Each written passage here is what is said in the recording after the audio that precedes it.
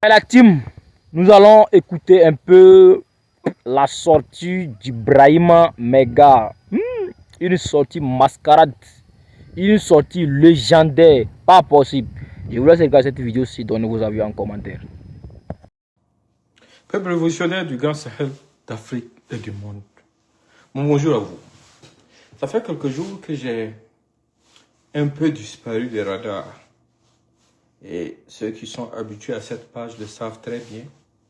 Je ne disparais jamais des radars pour rien. Quand je disparais des radars, il faut savoir que le sable est en mission. Parce que le sable a pour mission de veiller à défendre les intérêts supérieurs de notre brave peuple, à accompagner cette révolution populaire que le peuple a engagée pour son émancipation et sa liberté. Beaucoup de gens m'ont contacté entre-temps pour savoir, mais il y a quoi? Tu es silencieux, à gauche, à droite, on dit ci, on dit ça, on dit ci, on dit ça. Je leur ai dit, calmez-vous. Je suis occupé. Hier, certains m'ont contacté pour dire, ah, on a vu la surprise, ton nouveau livre a paru, est-ce que c'était pas ça? J'ai dit, non, ça, c'est pas ça la surprise. Laissez ça, la vraie surprise arrive. Aujourd'hui, là, les livres, là, c'est de la contribution pour les générations futures. Mais notre priorité, ce sont les hommes qui partent donner leur sang pour notre patrie, pour que notre drapeau puisse continuer de rester debout. Aujourd'hui, notre priorité absolue, c'est de tout faire pour finir avec cette guerre. On n'a pas d'autre priorité, absolument aucune autre priorité. Tout ce qui vient après l'insécurité, nous considérons ça comme étant des détails. Parce que c'est l'insécurité la priorité absolue. Parce que même les enfants perdus de la République, qu'ils essaient de vilipender notre patrie, soit disant que c'est au président Traoré qui s'attaque. Mais écoutez, ils n'ont aucun front sur lequel ils attaquent si ce n'est pas le front de l'insécurité. Ce sont eux qui minimisent le sacrifice de nos braves combattants. Quand nos hommes engrangent des victoires, ce sont des gens qui réunissent ces victoires-là. Et quand, par malheur, dans une guerre, on perd des gens, nous perdons des gens, ce sont les premiers à être au courant et à essayer de susciter la révolte au sein de l'opinion, en remuant le couteau dans la plaie, pour ne pas dire la plaie dans le couteau, comme mon esclave Luc Adolphe Thiaw l'avait dit une fois. Dans quel but? Dans le but d'atteindre l'inatteignable. Parce que si c'était des gens conscients, ils allaient comprendre que quand Dieu élève quelqu'un, il est inutile de perdre ton temps à essayer de rabaisser cette personne. Le président Traoré est l'enfant du peuple qui a été adopté par ce peuple. Et il est au service exclusif du peuple, pour le bonheur du peuple. Nous avons vu des changements profonds que personne ne peut nier, tant dans la formation, le recrutement que les équipements. Ce qui reste, c'est quoi? C'est à nous de continuer à encourager nos braves combattants qui sont au front, parce que personne ne va avoir pitié de nous. Aujourd'hui, nous sommes face à une situation qui nous a été imposée par des gens qui n'ont pour ambition que de nous dominer éternellement. Certains se sont réfugiés en Côte d'Ivoire, de là-bas vilipendent la mère patrie. Ils soutiennent même des vendeurs de lubrifiants qui, dans leur rhétorique constante à la quête de leur pitance, jettent la pierre constamment à notre pays. Et ces mêmes vendeurs de lubrifiants sont allés dans d'autres pays pour dire aux citoyens de ces pays qu'on ne jette pas la pierre à la mère patrie. Mais je me demande combien cela devrait normalement impacter le moral de nos enfants perdus de la République. Mais bon, ce sont des gens sans dignité. Partagez au maximum. Il faut que le maximum de personnes arrivent. On n'a même pas commencé. On n'a même pas commencé.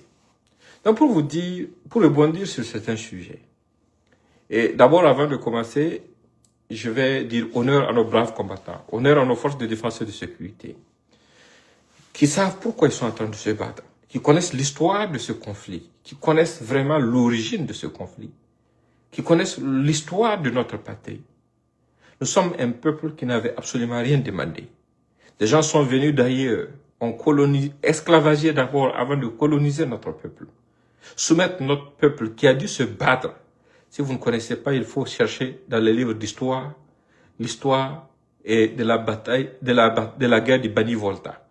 Des patriotes se sont battus parmi nos dévanciers pour pouvoir nous léguer ces lopins de terre qu'on appelle aujourd'hui patrie. Donc, nous, notre devoir, notre responsabilité, c'est de léguer ça aux futures générations. Les indépendances, à nos jours, les gens ont passé le temps à exproprier nos populations, à exproprier notre peuple, en utilisant parfois des gens tout autour, de la même façon que Houphouët a été utilisé pour faire assassiner Thomas Sankara.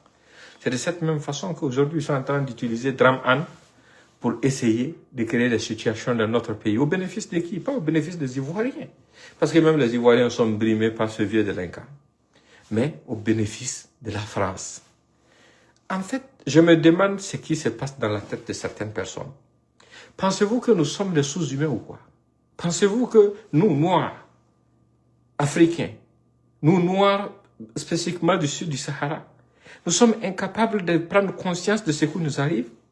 Regardez ce qu'on appelle le terrorisme qu'on est venu nous imposer. Qui finance ça? Qui entretient ça? Ce sont des gens qui n'ont rien à voir avec nos terres, qui financent et soutiennent ça exclusivement contre les États noirs au sud du Sahara. Et je l'ai répété à plusieurs reprises. J'ai dit le jour que ceux mêmes qu'ils ont armés là, pour venir aller s'en prendre à leurs propres frères, à leur propre village, vont le comprendre. Ils vont retourner leurs armes contre leurs financiers. Parce que ce qu'ils sont en train de vouloir les faire faire là, c'est qu'ils ont passé du moins le temps à les faire faire, c'est à leur propre détriment. C'est pas au bénéfice de qui que ce soit. C'est vraiment triste et lamentable de voir des gens venir dans des localités pour tuer des gens dans des mosquées, causer toutes sortes d'atrocités et venir sortir après pour dire que non, c'est au nom de l'islam, c'est au nom de l'islam. Quel islam? Des gens qui ont fait ton baptême, des gens même qui parfois ont célébré le mariage entre ta mère et ton père, tu viens de dire que toi tu es venu, toi qui es né hier là, tu es venu pour leur enseigner l'islam. En fait, la quasi-totalité des zones, que ce soit au Mali, au Burkina, au Niger, qui souffrent de terrorisme, ce sont des zones à majorité musulmane. Ça veut dire quoi? Ça veut dire que ces gens n'ont pas pour ambition de nous islamiser, non, ils veulent nous arabiser. Ou, dans l'extrême cas, nous exterminer pour occuper nos terres. Et c'est ce qui s'est passé. L'ancien empire du Mali avait un accès direct à la mer. Mais ces frontières-là sont passées où? Qui est venu prendre ça? Il faut qu'on s'inspire de l'histoire pour comprendre la gravité de ce qui nous guette. Vous voyez, même dans le cas de la guerre en Iran aujourd'hui, les enfants perdus de la République sont sortis pour parler à gauche, à droite, pour dire que, et j'entends le communiqué du Burkina Faso, quoi. Mais ce sont des comédiens, ce sont des farfelus. Ici, quand l'Algérie avait abattu un drone malien et que les pays de l'AES ont communiqué, ce sont ces mêmes enfants perdus de la République qui sont sortis pour prendre toutes sortes d'insanités. Ici, à chaque fois quand nous essayons d'évoquer d'autres sujets, ce sont eux qui reviennent nous dire que non, ce qui compte là, et ils n'ont pas demandé ça, ce qui compte pour eux là, c'est la survie de nos FDS et c'est la lutte contre le terrorisme, c'est la lutte contre l'insécurité, c'est ça qui a mené ce pouvoir, c'est ce qui compte pour eux. En fait, ils ont tenté toutes sortes de manipulations pour créer un isolement, en complicité avec Dramane. Mais écoutez, ce matin, ça va être intéressant. Partagez au maximum. Ce qui est intéressant est que, je vous ai dit, notre diplomatie fonctionne. Et le Burkina Faso est un pays béni, parce que nous sommes un peuple intègre. Et je vous donne un exemple. Là où même les Américains comprendront, par exemple, que entre la Côte d'Ivoire d'abord et le Niger seulement, s'il est question d'intérêt, ce que le Niger peut procurer aux États-Unis, la Côte d'Ivoire n'a même pas un dixième de ça, en termes de ressources naturelles. Ça, c'est un. De deux, en termes de danger, quel État représente un danger pour les intérêts américains? Naturellement, la Côte d'Ivoire. Ça, je vais vous l'expliquer aujourd'hui. Vous avez suivi avec nous ici l'affaire des Libanais. Vous vous souvenez de l'affaire des Libanais? D'accord. En Côte d'Ivoire. Il y a des Libanais au Burkina. Il y a des Libanais au Niger. Il y a des Libanais au Mali. Mais est-ce que vous savez que beaucoup de Libanais sont dans la liste en Côte d'Ivoire sont dans la liste de sanctions des États-Unis parce qu'ils sont affiliés à des groupes terroristes. Mais est-ce que vous savez que de tous les Libanais qui sont au Burkina, et de tous les Libanais qui sont au Mali, et de tous les Libanais qui sont au Niger, il n'y a même pas un seul d'entre eux qui a son nom dans cette liste-là. Ça veut dire que c'est le régime terroriste d'Abidjan même qui était un régime affairiste qui sous-traite avec des terroristes et qui fait semblant. C'est dans cette même optique que ça doit sortir pour dire qu'ils ont eu des accords avec la Côte d'Ivoire. Et leurs supérieurs leur avaient demandé de ne pas attaquer la Côte d'Ivoire. Comme moi j'aime parler avec les preuves, je vais vous montrer quelque chose. Ne quittez pas, je vais vous montrer quelque chose tout de suite. Et je vais aller sur la liste des personnes sanctionnées par le Trésor américain. Je vais aller sur cette liste et je vais vous montrer ça. Et vous allez voir de vous-même. Partagez au maximum. Partagez au maximum. Ça, c'est juste un exemple. On va arriver à la suite. J'espère que vous arrivez à voir l'ordinateur. Je vais baisser ça un peu. Voilà. Ça, c'est la liste des sanctions. Ça, c'est ici. On va par pays. Nous, ici, on va aller d'abord chercher au Burkina Faso pour voir ceux qui sont dans la liste des sanctions du gouvernement américain. Au Burkina Faso, il y a 4 entités ou individus qui sont concernés par cette liste de sanctions. Voici les 4 là. Et vous voyez les 4 là. C'est Ansarul Islam, Jafar Diko, l'EGS et puis North Gold PLC. Ce sont les 4 qui sont sanctionnés au Burkina. Il n'y a aucun Libanais du Burkina qui est sanctionné par le gouvernement américain. On dépasse ça maintenant, on va aller au Niger. On va aller d'abord au Mali. Quand vous partez au Mali, pour regarder, ici c'est le Mali. Dans la liste de sanctions du gouvernement américain ici, il n'y a absolument aucun Libanais. Il y a seulement Ag al-Bashar Ahmed, Ag al-Husseini Ouka, Al-Libi Talha, Al-Mutamoun Bataillon, Al-Sharawi, Ansar al-Islam, et puis bon, des groupes terroristes en passant. Voilà. Et maintenant, quand on quitte le Mali, on va au Niger. Quand vous partez dans la liste de sanctions, ici, il y a 2 entités. Djibo Ousmane Iliassou et puis les IGS. C'est tout en ce qui concerne l'État du Niger. Maintenant, on va aller en Côte d'Ivoire pour que vous compreniez un peu quelque chose. Et je vais vous expliquer pourquoi je vous explique ces détails-là. Voilà, on est en Côte d'Ivoire. Voici la liste de sanctions du Trésor américain contre des entités et des individus en Côte d'Ivoire. Ça commence par Ahmad Hind Nazim, un Libanais. Shehad Ali Ahmad, un Libanais. Dida, c'est une société libanaise. Energy Engineers Procurement and Constructions, et une société libanaise. Jamal Trust Bank, une banque libanaise. Karim Keita, qui est le fils de l'ancien président du Mali qui est réfugié maintenant en Côte d'Ivoire. Et puis, Konijan Strategic Marketing, qui est encore lié à des Libanais. Donc ça, c'est pour vous donner un peu un aperçu de la différence qu'il y a entre nous, nos nations sérieuses, et la nation ivoirienne qui a été prise en otage par des narco-terroristes qui se sont déguisés en opposants politiques. Des gens qui sont venus pour dire que ils sont venus au pouvoir parce que ils ont pris les armes pour forcer arriver au pouvoir parce que selon eux, on les brimait, on les excluait du processus électoral. Et qui sont venus à leur tour exclure des gens du processus électoral. Des gens qui sont venus dire que des gens sont des dictateurs et qui sont dans leur 4e mandat et qui soutiennent même ouvertement le groupe terroriste, qui disent même être contre le terrorisme et qui sont affiliés à des gens qui sont recherchés à l'échelle internationale pour des faits de terrorisme. Ça, c'est suffisamment grave. Ça montre toute la différence. Faut pas regarder le folklore et tout ce qu'il y a. Ce qui les fait mal est qu'ils ont tout tenté. C'est devant vous ici. Est-ce que vous vous souvenez que Tere Brahma Ouattara était à Abidjan et en Turquie pour demander et aux Turcs de ne pas nous fournir des équipements militaires, tout en sachant que nous sommes en guerre. Demander de ne pas nous fournir des instruments militaires sous le prétexte que, non, au Burkina Faso, les armes finissent entre les mains des terroristes. Voilà. Et c'est leur allié qui l'a rapporté. Voilà. C'est leur allié qui l'a rapporté. Voilà. Voilà. C'est leur allié, Jeune Afrique, qui l'a rapporté. Et d'autres médias affiliés à eux. Bon, l'affaire des Libanais, là, ça ne vous dit rien? Est-ce que vous vous souvenez de l'incident qu'il y a eu entre la France et Israël au niveau de Jérusalem? Le ministre des Affaires étrangères de France était venu énervé pour dire que non, Israël leur avait refusé l'accès, machin, à une emprise diplomatique française, machin, tout. C'était dans quelle période? C'était dans une période de tension entre Israël et le Liban.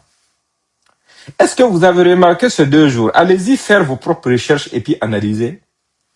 Depuis que Israël a commencé encore à bombarder le Hamas, ce sont eux qui ressortent encore les Français pour essayer de se positionner du côté du Liban. Alors que c'était eux qui avaient fait croire à Israël que Hamas avait déposé ses armes. Et tout ça, ce sont des sujets qui sont très loin de nous. Mais il faut qu'on s'explique par moments les choses. Parce que c'est pour vous dire que nous, notre président, là, la priorité absolue pour lui, c'est la même priorité pour chaque digne fille de notre patrie. C'est la survie de notre peuple, à n'importe quel prix. C'est le combat de la restauration de l'intégrité territoriale de notre patrie, de notre souveraineté absolue et de notre indépendance totale. Si nos chefs d'État, si les prédécesseurs du président Traoré, du président Goïta et du président Tchani avaient eu de la vision et du respect pour nos peuples et avaient su prendre des mesures, est-ce qu'un État voisin dans la sous-région allait oser abattre un drone d'un de ces pays sur son territoire? Est-ce qu'un État allait oser financer et armer des terroristes sur nos sols? C'est parce que ceux qui ont dévancé là, ils ont joué avec les vies et l'avenir des gens. Aujourd'hui, si les gens sont en train d'aller donner leur vie au front, d'aller donner leur sang au front, c'est parce que des gens ont vendu nos pays hier. Il va falloir aujourd'hui que nous acceptons payer ce prix-là pour atteindre cet objectif. Et c'est dans la solidarité que nous allons pouvoir vaincre. Parce que l'ennemi est vraiment fourbe. Qu'est-ce qu'ils font?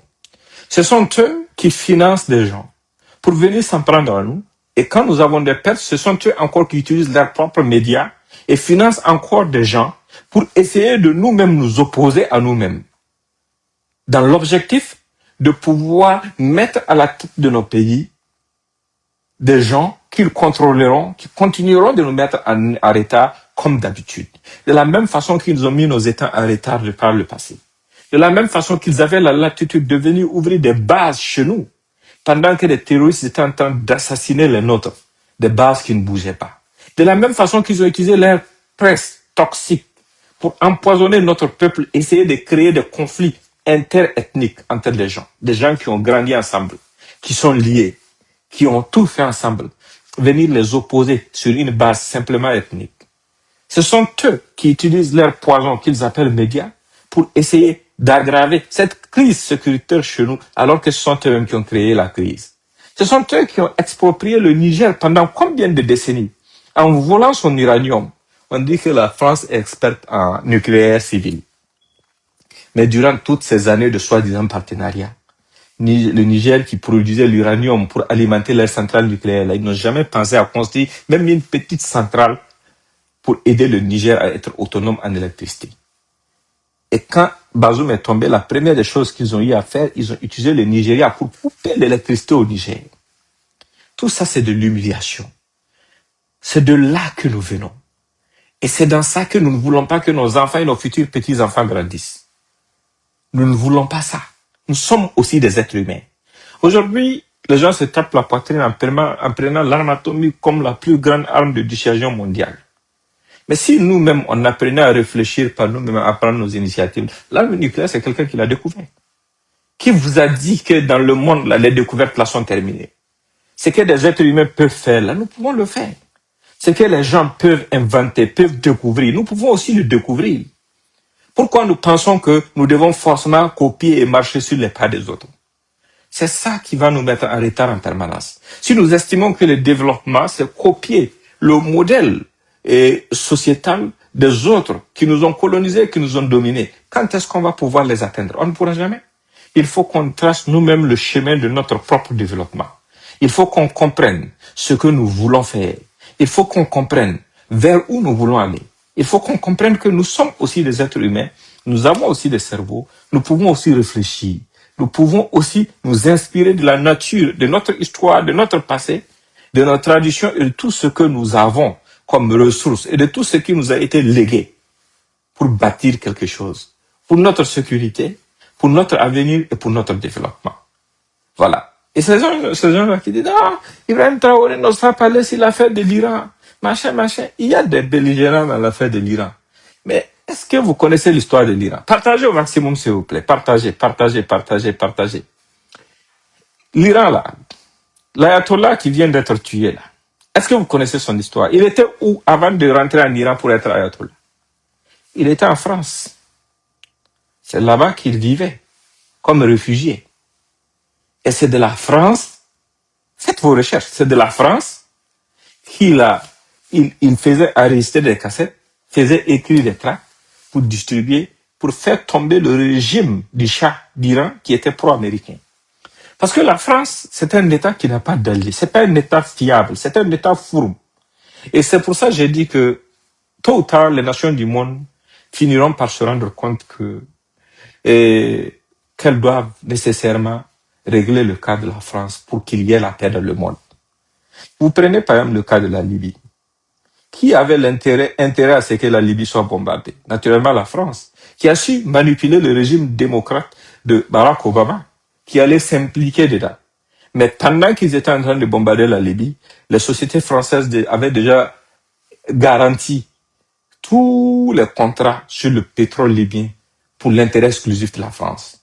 Dans nos États francophones, quand il y a une situation, d'habitude, la France essaie de manipuler les Américains pour les amener à les soutenir contre nos pays.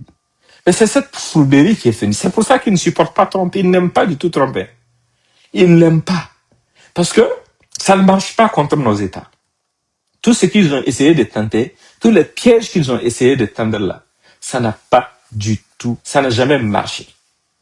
Ça n'a jamais marché. Ils continuent d'essayer, ça ne fonctionne pas.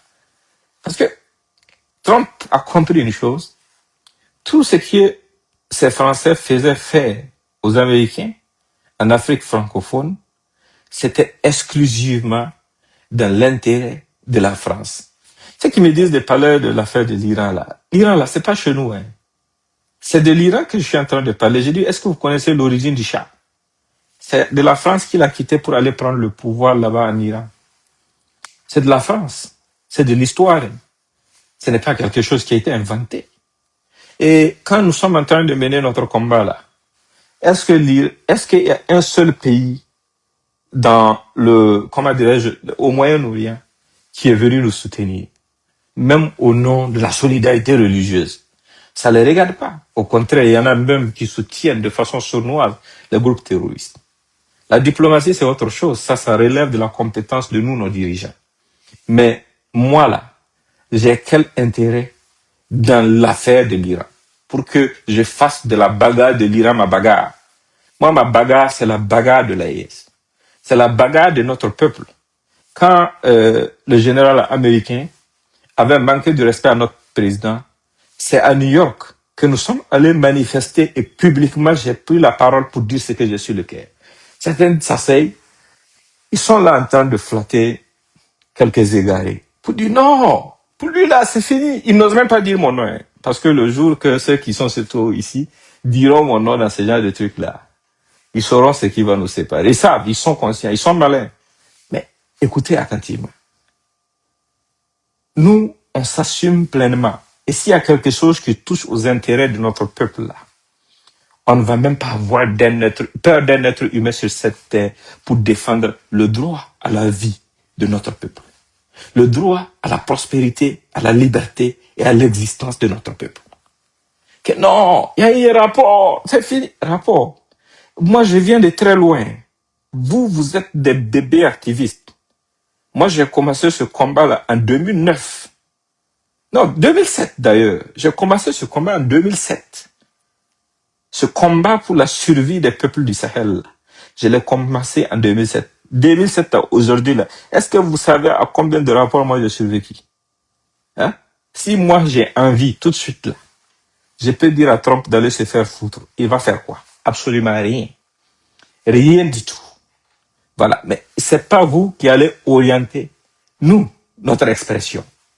Voilà. Nous, on a un problème. Le problème que nous l'avons avec le régime français et ses sous-traitants. Ces sous-traitants, notamment le régime terroriste d'Abidjan, qui sert de bras armés à la France pour essayer de créer des situations dans nos pays. C'est ça notre problème. Maintenant, si vous estimez que la France est tellement faible, de même que tout se sous-fifre pour pouvoir nous atteindre, et que vous voulez nous pousser dans des directions pour avoir des bras beaucoup plus forts, pour vous aider à atteindre votre objectif, mais écoutez, vous vous trompez. Vous vous trompez très gravement, parce que vous vous trompez surtout des cibles, en fait. Parce que moi, je vais répéter quelque chose. Il n'y a pas cet individu, né d'un père et d'une mère, qui peut, moi, m'intimider ou m'amener à renoncer à ma vision et à ce combat. Cette personne n'est pas encore née. Voilà. Et l'Amérique, là où je suis arrivé en Amérique longtemps avant que le terrorisme ne commence, même en Afrique de l'Ouest, surtout au Burkina, avant qu'un coup de feu ne soit tiré. Mon arrivée ici n'a rien à voir avec le terrorisme. Ce n'est pas actuellement que je suis arrivé aux États-Unis. Donc, ça ne m'a pas empêché de combattre le bon combat quand j'ai estimé qu'il fallait être aux côtés de mon peuple. Ça ne m'a jamais empêché de combattre comme je dois combattre et comme j'ai envie de combattre. Et il n'y a jamais eu une seule pression sur cette terre-là qui m'a découragé. Parce que je sais une chose, nous, on a un principe. Chez nous, les Songhai, on dit que personne ne sort vivant, personne ne sortira vivant de cette vie-là. Tu vas vivre 100 ans, 40 ans, 60 ans, 150 ans et autres. La finalité, c'est la même chose pour chaque être humain. Et l'Amérique a été bâtie à la sueur et dans le sang de nous, nos grands-parents, qui ont été déportés de force. Trump, qui est le président des États-Unis aujourd'hui, là, et sa maman est née en Écosse. Son grand-père, le père de son père, est allemand. Il avait fui l'Allemagne quand il avait 16 ans, quand on voulait l'enrôler dans l'armée pendant la guerre, pour venir aux États-Unis, pour faire de la restauration et l'hébergement pour les orpailleurs. Quand il a eu un peu d'argent, il est reparti avec son épouse pour s'installer en Allemagne. L'Allemagne l'a refoulé. Et la maman de Trump là, la grand-mère de Trump là, était enceinte du papa de Trump. Quand ils sont arrivés aux États-Unis, quand les parents de Trump sont arrivés, quand les grands-parents de Trump sont arrivés aux États-Unis là, 3 mois après, le papa de Trump est né. Et l'Amérique là, s'il y a un pays qui ressemble au nôtre, c'est bien les États-Unis. C'est quoi l'histoire des États-Unis? C'est un pays qui vient de loin, d'une révolution, et des peuples qui viennent du monde entier. Dans l'armée américaine, il n'y a même pas un seul pays africain qui n'a pas ses ressortissants dedans. Ça n'existe même pas. N'importe qui peut venir aux États-Unis et devenir américain. Ta femme peut venir accoucher ici aux États-Unis, ton enfant devient américain. Mais les pays dont vous dites de parler là-haut, montrez-moi un seul de ces pays-là où vous allez aller, votre femme va aller accoucher et puis il va avoir la nationalité. Ou bien là où vous allez être et puis votre enfant va grandir et devenir quelque chose avec les États-Unis. Ici aux États-Unis, même un Africain, quelqu'un qui avait un père kenyan comme Obama, a pu être président. C'est une autre histoire. Mais comme je le dis et je le répète là, nous, notre priorité, Les gens là, ils sont en train de préparer quelque chose. Je suis en train de les suivre. Je ne vais pas rentrer dans les détails. La même honte que leurs prédécesseurs ont récolté, c'est ce qu'ils vont récolter aussi. Quand tu penses que tu es caché, nous autres, on va te montrer que si conseil te conseille, pas conséquence va te conseiller. C'est pour ça qu'ils veulent nous distraire. Et c'est pour ça que moi, je voulais vous rappeler une chose. Ne vous laissez pas distraire. Parfois, même les Wayens, les Birs, ils viennent vous attaquer. Ne vous laissez pas distraire. Ils veulent vous faire perdre de vue l'objectif. Nous, notre priorité, c'est la survie de notre peuple. C'est la lutte pour mettre un terme à cette insécurité. Le terrorisme est un ennemi de toutes les nations responsables du monde. Ce sont les nations inconséquentes et irresponsables qui financent le terrorisme international. Une nation humaine qui a vraiment des valeurs ne peut pas financer des groupes terroristes sous un quelconque prétexte. Les Français vous ont dit ici que c'est leurs intérêts qui priment pour eux. Macron est sorti même pour dire au nez à la barbe de tout le monde qu'il va falloir qu'ils envoient des entreprises françaises qui ont faim vers l'Afrique pour occuper le terrain. Il est sorti pour dire qu'il faut qu'ils prennent leur indépendance vis-à-vis des États-Unis. Nous aussi, nous avons pris notre indépendance de tout le monde. Nous sommes des États souverains. Si demain matin, le président Traoré a envie d'aller travailler avec Trump, il va aller travailler avec Trump. S'il a envie d'aller travailler avec la Chine, il va aller le faire. S'il a envie d'aller travailler avec Israël, il va le faire. S'il a envie d'aller travailler avec l'Algérie, il va le faire. Parce que le président Traoré, ceux qui ne le connaissent pas, qui parlent, ou bien certaines personnes même le connaissent, mais ils font par expression juste de mauvaise foi. S'il y a quelqu'un qui n'a peur de rien sur cette planète Terre, qui a déjà sacrifié jusqu'à la chose qu'il a de plus sacrée là, c'est le président Traoré. Quand parfois pour des sorties, des gens l'approchent pour lui dire, ben écoutez, les gens parlent, ils vous disent de diminuer les sorties, il dit, mais écoute, vous êtes fous. Que ceux qui partent chaque jour mourir pour ce pays-là, vous pensez que ma vie vaut mieux que leur vie? Ça, ce sont lui-même ses paroles. Ce sont lui-même ses paroles, jusqu'à ce que les gens lui disent, écoutez, ce qu'il y a, c'est quoi? On a besoin d'un leadership éclairé. C'est ce qui a manqué à ce pays et nous l'avons. Vous êtes précieux pour nous. Quand on gouverne, on ne pense pas seulement à soi-même. Quel que soit ton courage, il faut penser au peuple qui a foi en toi, qui ne veut pas te perdre. Sinon, si c'est lui-même sa propre personne là, vous pensez qu'il y a quelque chose sur cette planète Terre qui peut l'inquiéter? Absolument rien du tout. Celui qui pense qu'il y a quelque chose qui peut l'inquiéter, c'est que la personne le méconnaît. Donc, nous tous là, nous sommes dans cette dynamique. Pour notre patrie, pour la survie de notre, pour la défense de nos valeurs et de nos terres, pour défendre nos pères, nos mères, nos oncles, nos tantes, nos cousins et autres qui sont dans l'armée, qui sont dans les rangs de la police, qui sont dans les rangs des agents de forêt, qui sont, dans les rangs des VDP, qui sont enseignants, qui sont infirmiers, qui sont chauffeurs, qui risquent leur vie jour et nuit pour défendre notre territoire. Tant qu'ils vont continuer de se sacrifier pour ce peuple, nous allons continuer à mener le combat à leur côté. Ça, il n'y a pas quelqu'un ou quelque chose qui peut changer ça, en fait. Tant que nous pouvons respirer là, vous pouvez dormir tranquille. Il n'y a pas cette situation. Il n'y a pas cette situation où cet individu qui peut nous dérouter ou nous éloigner de notre chemin. Absolument personne. Parce que cette fois, c'est la bonne. Et vous avez eu la chance. On est une génération bénie. Vous êtes les témoins de l'histoire. Vous avez compris comment le monde fonctionne. Parce que devant vous, il y a eu tellement de bouleversements dans ce monde qui montrent que, comme le président Traoré l'a dit, les faibles vont disparaître. Si nous avons compris que les faibles vont disparaître et que depuis des décennies, des gens arment des gens pour tuer les nôtres, pour occuper nos terres, pour vider nos villages. Si aujourd'hui nous avons compris ça là, et ces mêmes gens tournaient d'abord et venir voir les politiciens pour libérer ceux qui ont tué les nôtres contre l'organisation d'élections. Pas pour amener la paix, pour organiser des élections. Aujourd'hui, nous avons eu des fils bénis du pays qui ont compris et qui sont en train de vous dire ce qu'il y a, qui sont en train de se saigner, de faire ce qu'il faut faire. Je vous assure, la seule issue pour nous tous, c'est de nous donner la main, d'être courageux, d'être conséquents et de savoir que la seule chose qui peut nous sauver, c'est le fait de continuer à nous donner la main et d'avoir le courage qu'il faut. Cette guerre-là, elle a touché à toutes les familles de notre patrie. Mais chaque fois, quand tu perds un proche, nous avons tous perdu des proches dans cette guerre, mais quand tu perds un proche, tu dois te rappeler du sacrifice de ces dévanciers. Ça, c'est un. Et de deux, du fait que ce n'est pas nous qui avons commencé cette guerre. Et ce n'est pas en pleurnichant que l'ennemi va avoir pitié de nous. L'objectif de l'ennemi, c'est de déshumaniser ceux qui ont donné leur sang pour nous. La preuve en est que ce sont eux qui commettent des massacres sur nos populations et ce sont eux qui encore filment les corps de nos populations qu'ils ont assassinés là pour montrer partout sur les réseaux sociaux afin de les déshumaniser et de créer la peur dans votre tête.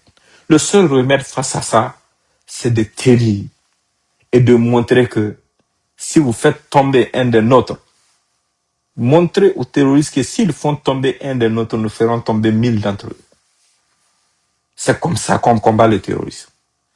Mais des petits farfelus affamés qui restent à gauche et à droite, qui essayent de vous décourager, ne savent même pas ce que c'est que le sens de l'honneur. Ils ne savent même pas ce que c'est que le combat. Ils ne connaissent même pas le sens de ce pourquoi nous sommes en train de nous battre. Ils sont là à vous dire que non, la place des militaires c'est au front, le pouvoir c'est pour les politiciens. Depuis que cette guerre a commencé jusqu'à aujourd'hui là, ils n'ont qu'à venir nous donner le nom du politicien civil là, qui a sacrifié sa vie pour ce pays. Un seul, il n'y en a pas. Donc ce sont nos frères, nos cousins et autres qui sont dans l'armée, qui sont destinés à mourir pendant qu'eux ils sont en train de jouir de la vie. Nous avons assisté à ça, on ne l'a pas oublié. Bala Sakande, quand il était président de l'Assemblée nationale, a même extirpé son frère des rangs de l'armée pour qu'il n'aille pas au combat. Et quand il a fini d'extirper son frère, l'état-major et le ministère de la Défense de l'époque ont sorti une note pour interdire maintenant aux gens de quitter l'armée. Vous pensez que nous avons oublié ça? On ne va jamais oublier ça. C'est face à tout ça là que les jeunes qui sont au pouvoir aujourd'hui ont dû se révolter pour notre survie et notre dignité. Comprenons une chose, notre avenir là, ça nous appartient. Dieu nous a fait grâce, il nous a fait don d'un président courageux, jeune, visionnaire.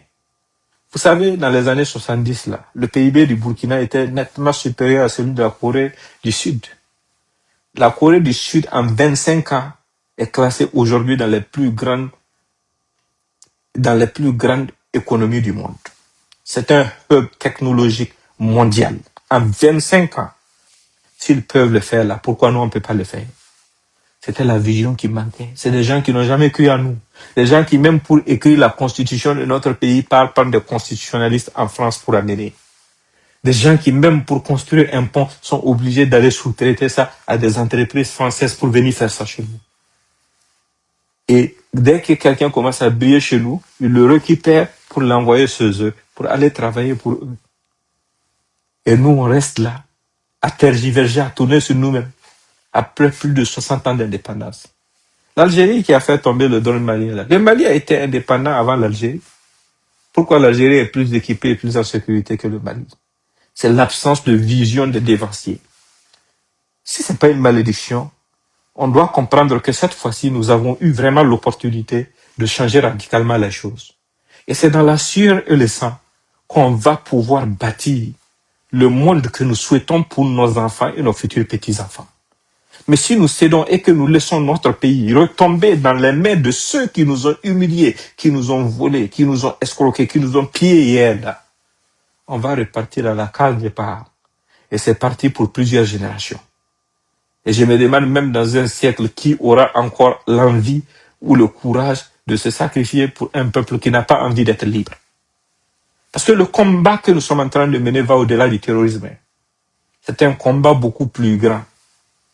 C'est ce que chacun doit comprendre. C'est de ça que chacun doit se rappeler. Aujourd'hui, nous avons eu un président aimé mondialement. Les gens sont capables aujourd'hui, s'ils peuvent avoir la popularité du président Traoré, là, ils sont capables de donner tout le budget de leur pays pour ça. Mais ils ne peuvent pas. Ça ne s'achète pas. Ça ne s'achète pas. Et nous, qui sommes les citoyens de ce pays, on ne doit pas aussi être fatigués. On doit être là jour et nuit pour soutenir cette révolution. On doit être là jour et nuit pour rappeler à nos frères et sœurs qui combattent, qui sont au front jour et nuit, que nous sommes là avec eux.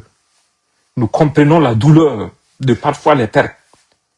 Mais nous sommes obligés de nous battre parce que l'ennemi ne va jamais avoir pitié de nous. Et le découragement peut être fatal. Le découragement peut être fatal à nous, notre peuple, à cette génération et aux générations futures. Parce que ce que vous êtes allé endiguer en bourse, là, si tu n'affrontes pas ça en bourse, là, ça va venir te trouver en ville, toi et ta famille. À combien de reprises les apatrides ont essayé de vous démoraliser en faisant croire que les terroristes allaient fêter Ramadan à Ouagbia, Tabaski, à Ouagadougou. Ça veut dire que ils avaient annoncé que les terroristes allaient venir dans vos familles, dans vos cours. Et ce sont les mêmes apatrides qui réunissent vos victoires, qui sortent chaque fois pour dire non, il ne faut pas combattre, il y a des soldats en ville, quoi. Quand des civils étaient en ville et qu'ils libéraient des terroristes là, qu'est-ce que ces gens-là ont dit? Au moins les soldats qui sont en ville là, ils savent qu'ils sont en ville pour d'abord veiller sur vos familles, veiller sur vos parents qui sont dans les autres localités afin qu'ils puissent avoir de la nourriture, des médicaments. Veillez sur vous aussi afin que vous ne manquez de rien en termes de logistique pour mener ce combat. Et il n'y a pas quelqu'un de sincère au Burkina Faso aujourd'hui qui va dire le contraire. Parce qu'aujourd'hui, en termes d'équipement militaire, là, depuis que le président Traoré est arrivé, personne n'a pu réaliser ce qu'il a réalisé. Maintenant, qu'est-ce qu'il nous reste? Il faut qu'on comprenne que cette bataille-là, on doit la poursuivre jusqu'au bout. On doit la poursuivre jusqu'au bout parce que personne ne va la faire à notre place. Et en temps de guerre, il n'y a pas de neutralité possible. Il y a juste des camps. Il y a deux camps. Celui de l'ennemi et celui du peuple. Si tu n'es pas avec l'État, c'est que tu es avec l'ennemi. Si tu n'es pas avec nos forces combattantes, c'est que tu es avec l'ennemi. Des gens sont là en train de souhaiter jour et nuit que ceux qui sont chargés de nous défendre là se rentrent dedans.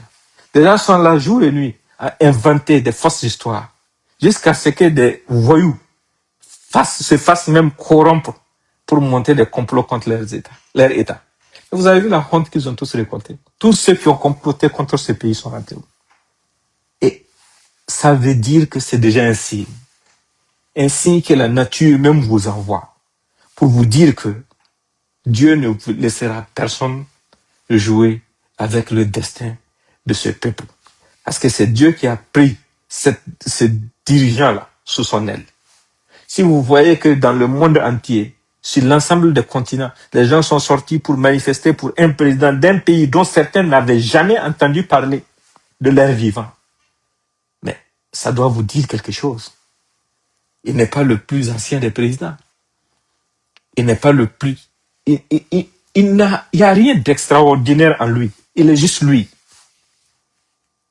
Mais c'est le choix de Dieu.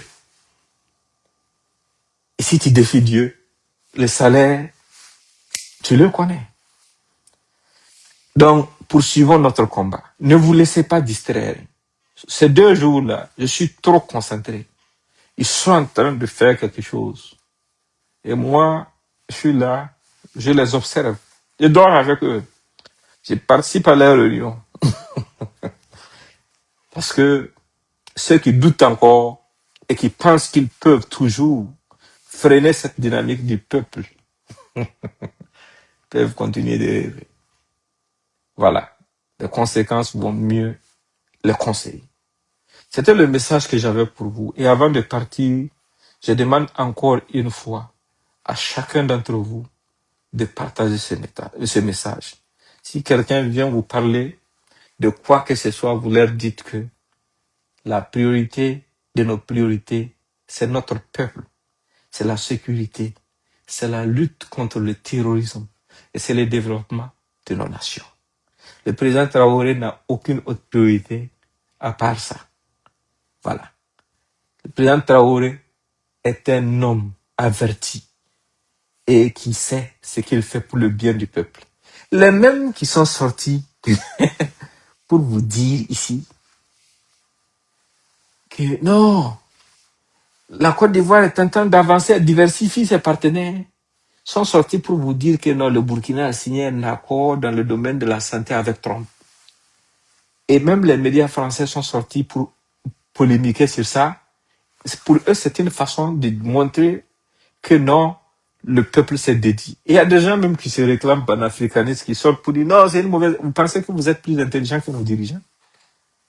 Mais vous ne saurez jamais les clauses, les bases sur lesquelles ça a été signé. Ils ne le sauront pas. Les ennemis, c'est ce qu'ils veulent comprendre. Mais ils ont oublié quelque chose. La Côte d'Ivoire a signé cet accord-là avant le Burkina. Pourquoi ils ne sont pas sortis parler de ça, comme si c'était un événement? Donc le Burkina n'a pas le droit de traiter avec qui il veut sur cette terre-là. Nous faisons confiance à nos dirigeants. Partout où l'intérêt supérieur de notre peuple se trouve, là, nos dirigeants iront. On ne va pas vivre en vase clos. Voilà. On n'a peur de personne, à part de Dieu qui nous a créés. Parce que c'est en lui seulement qu'il y a une force. Mais je vous assure que, quel que soit là où le peuple burkinabé peut trouver quelque chose, nos dirigeants ne vont pas hésiter à aller. Si c'est en toute sincérité, et si ça sera bénéfique à notre peuple. Ne vous en faites pas, hein, ne vous laissez pas avoir par certaines personnes qui disent « Ah, nous on a peur des pays. » Nos dirigeants là sont plus avertis. Ils sont plus avertis que n'importe qui. Certaines personnes veulent que nos dirigeants restent dans une posture dans laquelle ils se retrouveront piégés et enfermés sur eux-mêmes, sans aucune porte de sortie. Nos dirigeants ne sont jamais tombés dans ce piège. Parce qu'à notre connaissance, notre souci a toujours été avec la France. Et tant que la France ne va pas changer, tant que son arrogance ne va pas diminuer, rien ne va changer. Ce sont les peuples même qui ont rejeté la France. Ce sont nos peuples qui ont rejeté la France. Ça ne va rien changer, quel que soit ce que la France fera. Donc, là où nous sommes là, nous allons faire ce qui est bon pour notre peuple. Celui qui dit qu'on a peur de Trump, moi je peux dire à Trump, il n'a qu'à aller se faire foutre, je suis en Amérique. Il va faire quoi? Rien. Mais ce que vous voulez là, nous on va faire. On va travailler avec Trump. Si c'est dans l'intérêt de notre peuple là, on va travailler avec Trump. Comme le ministre des Affaires étrangères du Mali l'a dit, si c'est pour l'intérêt du peuple, même avec le diable, lui il va composer. Parce que ce qui compte là, c'est l'intérêt supérieur de notre peuple. C'est la survie de notre peuple. C'est ça qui compte. Vous ne voyez pas que la France est en train de pleurnicher, non? Parce que ce qu'elle a souhaité, nous isoler, amener certaines nations à s'éloigner de nous, ça n'a pas fonctionné. Vous pensez que si ça tenait seulement à la France, les États-Unis allaient envoyer un représentant au Burkina ou au Mali ou au Niger? Jamais. La France est catégoriquement contre ça. Ça, c'est juste un exemple. Et je vous le rappelle encore. Quand quelqu'un essaie de vous amener sur ce terrain, rappelez-leur une chose. Nous, on a un combat qui n'est pas compliqué. C'est pour notre peuple qu'on est en train de se battre. Pour que notre peuple puisse aussi vivre dignement. Parce que si des gens peuvent vivre dignement, si les gens peuvent inventer, si les gens peuvent prospérer, pourquoi nous, notre peuple, n'aura pas droit à au bonheur? Si des gens peuvent vivre en paix, pourquoi notre peuple n'aura pas droit à la paix? Pourquoi? Si des gens peuvent être puissants, pourquoi notre peuple n'aura pas le droit d'être puissant? C'est ça notre combat. C'est ça notre bataille. L'humiliation que nos grands-parents, nos pères ont subi des indépendances jusqu'à nos jours. Là. C'est cet affront que nous sommes en train de travailler à laver. Des gens armés, même des gens pour venir vider nos villages. Mais quand même, c'est une honte. Il faut qu'on comprenne que c'est l'heure de la patrie où la mort nous vaincrons qui est là. Même un pas, on ne doit pas reculer face à ceux qui sont venus pour nous agresser. Parce que vous devrez vous rappeler une chose, ces terres-là, ce sont les nôtres. Et si on n'affronte pas ce qui est en brousse, ça viendra en ville nous trouver dans nos maisons, nous, avec nos femmes et nos enfants. Il n'y a pas pure humiliation pour un être humain que ça. Et si aujourd'hui nous n'affrontons pas ce qui est en brousse, nous aurons trahi ceux qui ont donné leur vie pour cette cause-là. C'est pour ça que nous réitérons nos encouragements à nos braves forces de défense et de sécurité et à nos VDP. Nous réitérons nos encouragements au peuple résilient de tout le Sahel. Parce que, rappelez-vous, personne ne se battra à notre place. C'est notre responsabilité de nous battre à notre place parce que l'enjeu, ce sont nos terres, nos vies, l'avenir de nos enfants et de nos futurs petits-enfants. Ils n'auront jamais pitié de nous. Ils ne nous attaquent pas parce qu'Ibrahim Traoré au pouvoir. Non, non, non, non. Ils nous ont attaqués avant qu'Ibrahim Traoré n'arrive au pouvoir. Ils ne nous attaquent pas parce qu'il n'y a pas d'élection. Non, non, non, non, non. Ils ont commencé à nous attaquer sous un régime soi-disant démocratiquement élu qui a même libéré des terroristes pour organiser des élections. Est-ce qu'ils ont déjà eu pitié de nous? C'est pas sous des régimes soi-disant démocratiques qu'ils ont massacré des gendarmes à Inata. C'est pas sous des régimes soi-disant démocratiquement élus qu'ils sont allés massacrer des femmes, des enfants à Solhan. Pensez-y. C'était le message que j'avais pour vous et je compte sur chacun d'entre vous pour le partager. Je vous souhaite une excellente journée. Merci beaucoup.